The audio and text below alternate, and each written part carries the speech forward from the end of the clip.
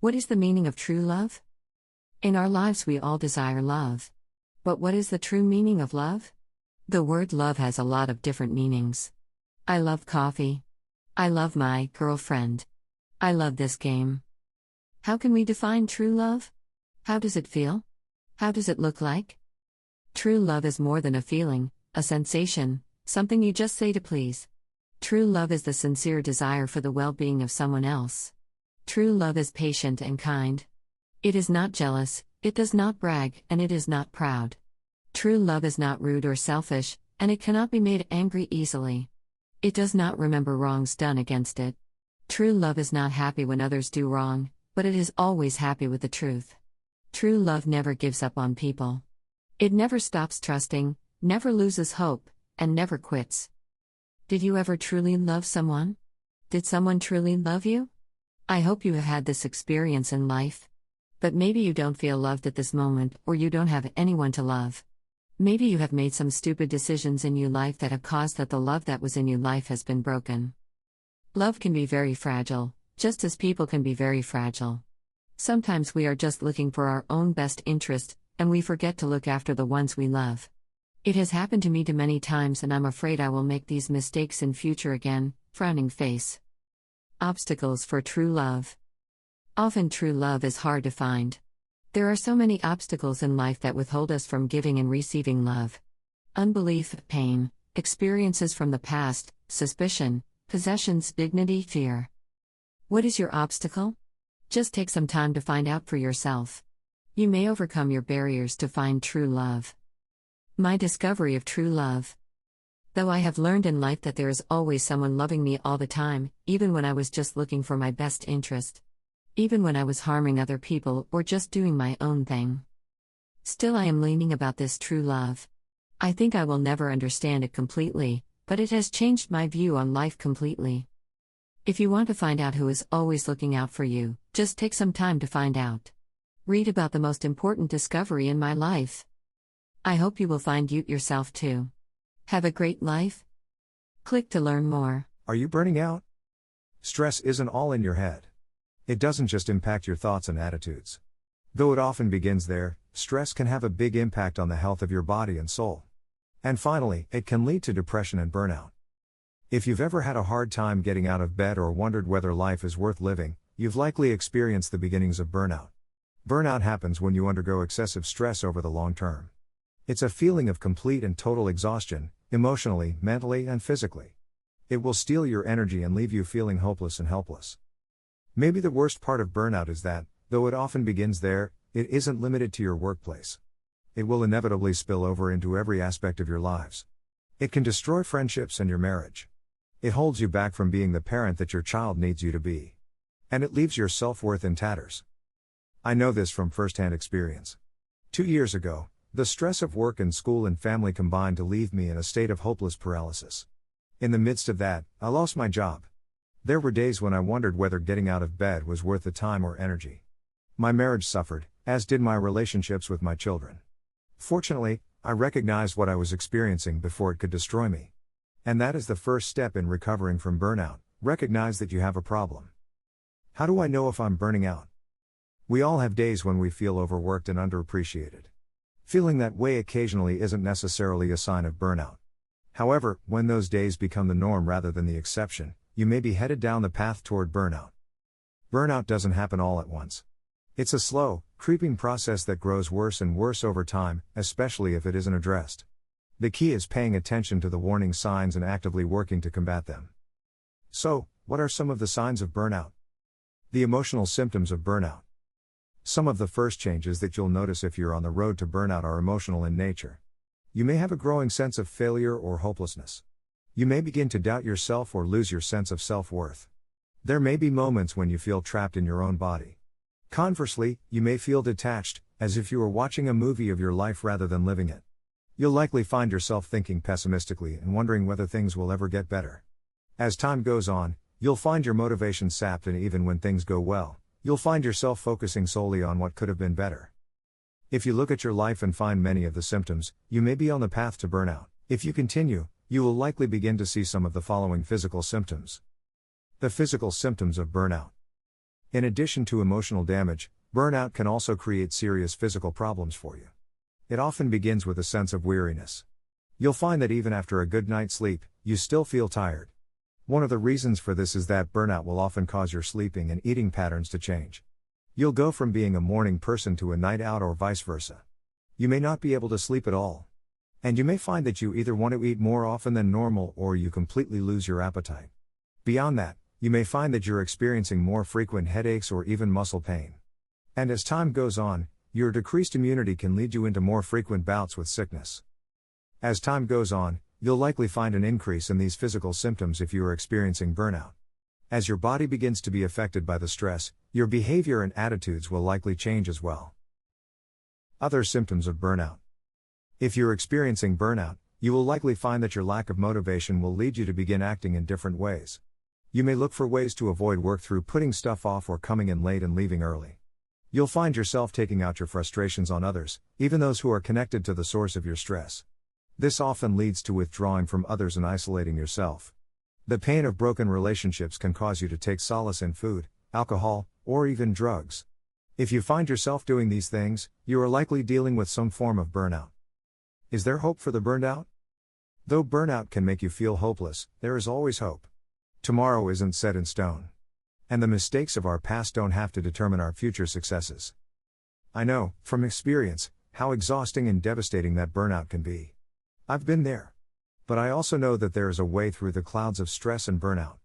I've gone through that fire and reached the other side. And I can tell you, as someone who thought he would never make it another step, that there is a light at the end of the tunnel. There is hope on the other side. So, how was I able to push through and reach that other side? It was only possible with time and some of the following steps. Develop and maintain close relationships. We as human beings are relational creatures. We thrive when we have strong connections to others. And this isn't just folklore. Research has proven that people with strong friendships and family ties are happier, healthier, and more likely to find success. These kinds of deep relationships are never more important than when we find ourselves going through burnout or depression. The dangerous thing about both burnout and depression is that when we go through them, we tend to withdraw from others. This only worsens our condition.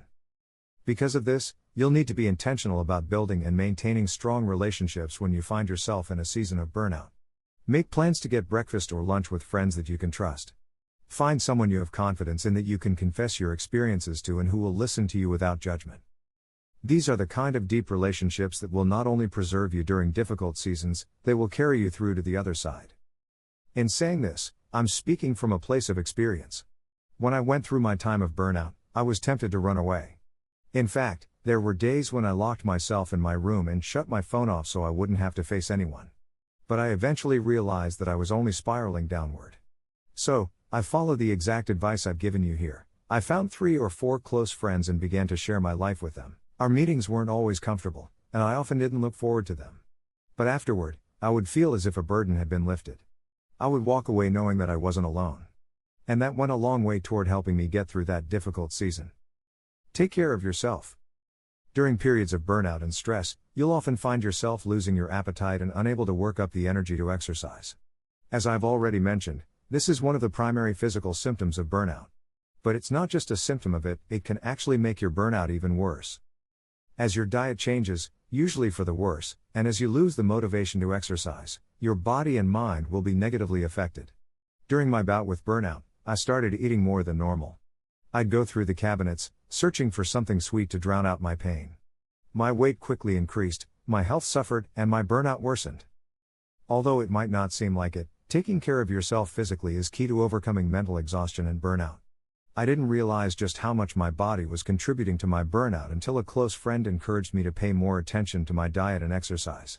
Once I started cutting out a lot of the sweets and put an exercise routine in place, I found that the state of my body and mind improved. And thankfully, I had friends who kept me accountable. They asked me how I was doing with my diet and even went walking with me on a weekly basis. This made a world of difference in staying consistent in these things. Keep perspective. When you're in the middle of a season of burnout or intense stress, you tend to lose sight of the bigger picture. I can remember feeling like my entire world was crumbling when I went through that time in my life. It felt as though I had lost everything. And there was a lot that had changed. But someone gave me the wise advice of focusing on the things that hadn't changed.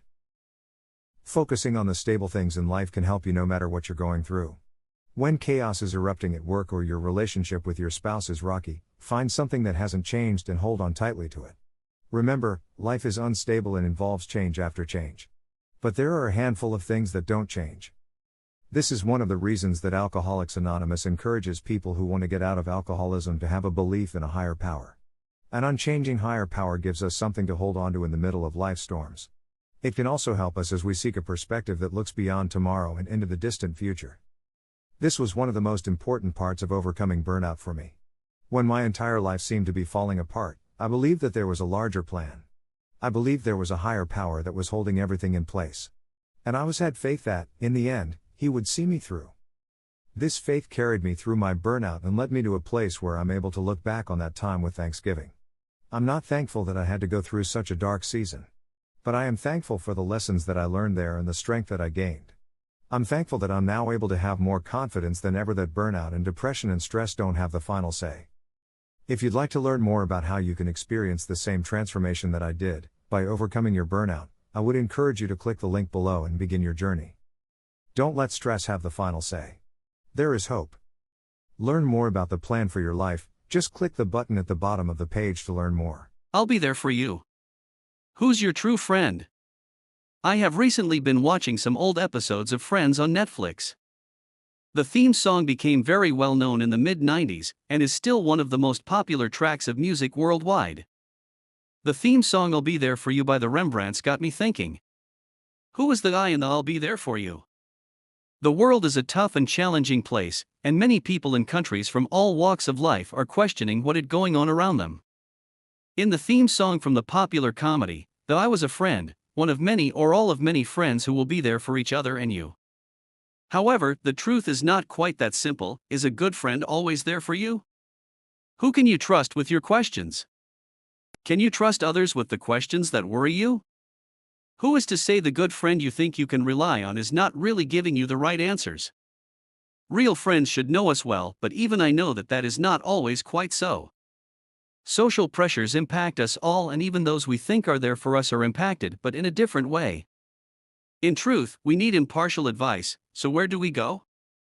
Many will turn to a professional. Counseling and even psychics have become good business models in the strained world we live in. We all want a way out or to know the future. Many of us are so desperate that we turn to unknown people who claim they can help us, or can at least help us untangle the mixed-up messages we have inside. Some people are quite open with the fact they are getting help to cope, and others keep it a secret. Does any of this really mean these people, these experts, are there for you? A happy pill? Happy pills. More happy pills are being prescribed than ever before. There are countless energy drinks on the market that give us a buzz, and we try to fix our problems physically with some drug or other. Doctors see growing numbers of sick patients with stress-related problems than ever before. Doctors and Red Bull become the I and the there for you, but again, it is not the solution. New Age thinking and Eastern religions have some great ideas behind them, and much of this has become commercialized to create another I and the I'll be there for you. These come very close to being the perfect I, and much of what is practiced is actually quite helpful. Meditation and positive thinking are both massive when it comes to solving life's problems, but again, there is always something missing. Something within you, something you can feel, that real friend, that person, being with all the answers. We just can't quite find it. An instant fix for all problems? The trouble is that we all want an instant fix today. We don't want to wait for answers, we need to press a button to get a fix to our problems. The simple truth is that we have lost patience and lost faith in society, and even ourselves. This is why the world is messed up, this is why many struggle. This is why many people do not have their I and I'll be there for you. However, there is an I we can all have, but we have to make our own I smaller to accept it. We have to submit and have faith in an unknown source. We submit to doctors, quacks, and friends we are not entirely certain of, so why can we not submit to one more unknown? There is one solution. It is not an instant fix, but that is not to say an instant fix cannot happen. It does require an open mind, but at the same time a mind that has to be closed off to much of the world. It does require trusting ourselves, and it does provide the ultimate I who will always say I'll be there for you, and it is written down as a guarantee. Where to find a friend you always can trust on. The popping question is where to find that friend, the I and the ultimate I'll be there for you. There is one present friend in times of need. Do you want to find out more about this friend? Then start your 7-day discovery tour. Click on the button to continue. Do we need that many friends? Friendship had always been difficult for me. I was one of those kids who found himself on the outside looking in. I was bullied and excluded from a lot of activities. Even though I was surrounded by many, I felt totally alone. There have been times in adulthood where that feeling has come back, but not quite as strong as it was when I was young. I so desperately wanted to belong, to be part of something. If there was Facebook back then, I may have seen it as my way to friendship. It may have met that need for social interaction I needed so much. We are social creatures. From an early age we love attention. We demand it through cries and wails until a parent meets our need. We learn through play. Our learning is even greater still if we play with others. School is a social hotspot where an important part of life revolves around the friends you have. That makes it all the more difficult for those who are excluded, often for silly reasons. Our early influences are built on friendship, on those who we spend the most time with.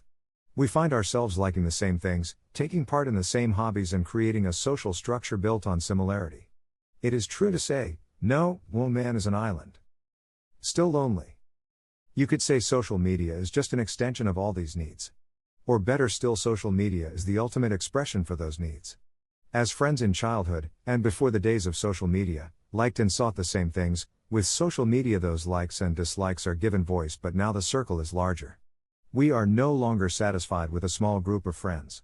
We become obsessed with building friends on these platforms, with people we will never possibly meet but still hold some influence over us. The worry for me, if social media had been around when I was young, is that I would still be alone in a crowd. It could have increased my anxiety and feeling of loneliness. It probably wouldn't be the way to friendship I'd want it to be. It could have led to me seeking the wrong kind of friendships. There lies the problem, and possible danger, of social media. Recent studies from the last few years have shown how social media is affecting the mental health of our teens, with social media being more addictive than alcohol or cigarettes. It can cause anxiety and depression as users constantly seek attention, and are then devastated when that attention is betrayed or not reciprocated. Do we need that many friends? Yes, we are programmed to be social, but do we really need that many so-called friends? Do we really need to share every movement and incident? Is it helpful to express every opinion we may hold? Social media encourages all this, and it becomes unhealthy and damaging. Outside of social media, with small groups of friends, we would never express ourselves the way we do on Facebook or Instagram. Our sharing would be edited according to what someone needs to know. In our small social circles, we are more careful and reserved. I have read some worrying posts on Facebook, and you just know that if they had just taken a step back, or at least thought about the consequences, they would not have sent that post. Tact and common sense help us socialize in the real world, but these seem to go out of the window when we socialize over these media platforms. Real friendship. I have to say, with open heart, I never met true friendship until a few years ago. My life changed. In fact, it was that kind of friendship that drew me in. I felt loved. I felt part of something. I belonged. If you are seeking friends, if you are obsessed with building the tally of friends on Facebook or Instagram, then take a step back and ask yourself what true friendship requires. It should demand a kind of loyalty and steadfastness. A friend should be someone who promises to never leave, no matter what. A friend should be someone who is prepared to give everything for you. Is there anyone who can meet that standard? There is. You're challenged to think a week about your life, about friendships, about the things that really matters in life. You can find out more about this best friend by participating in our 7-day program. Just click the button below to start discovering.